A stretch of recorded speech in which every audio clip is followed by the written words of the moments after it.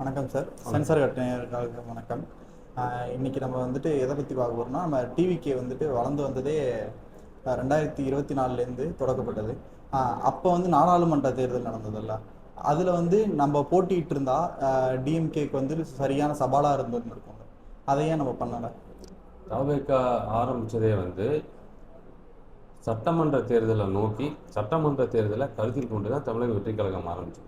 தமிழக வெற்றி கழகம் ஆரம்பித்த அடுத்த சில மாதங்கள்லேயே பாராளுமன்ற தேர்தல் வந்துச்சு.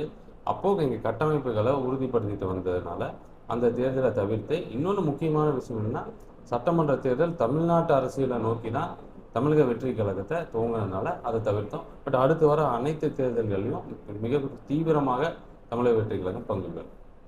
அப்பயே வந்து நம்ம போட்டிட்டு இருந்தா 39க்கு 39ன்றதை அழிச்சிட்டு நம்மளுக்கு ஒரு சில சீட்டு கிடைச்சிருக்கலாம். அதை வச்சு நம்ம தளபதி என்ன சொன்னாருன்னா, நாங்கள் பர்சனலாக பேசும்போது எனக்கு சொன்ன விஷயம், தம்பி நம்ம சில சீட்டு வாங்குறப்போ, சில பர்சன்டேஜ் வாங்குறப்போ அரசியலுக்குள்ளே வரல. நம்ம ஜெயிக்கணும், ஆட்சி அமைக்கணும், மக்களுக்கு நல்லது பண்ணணும்னு நினச்ச அரசுக்கு வந்திருக்கோம்.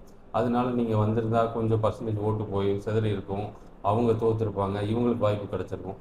அவங்க தோக்கிறதுக்கும் இவங்களுக்கு வாய்ப்பு கிடைக்கிறதுக்கும் நாங்கள் அரசியல் கட்சிக்கு வரல, நாங்கள் ஜெயிக்கிறதுக்கு வந்தோம். அதனால எங்கள் ஸ்ட்ராட்டஜி படி, எங்கள் திட்டப்படி நாங்கள் இதை ஸ்டார்ட் பண்ணி நடத்திட்டு இருக்கோம்.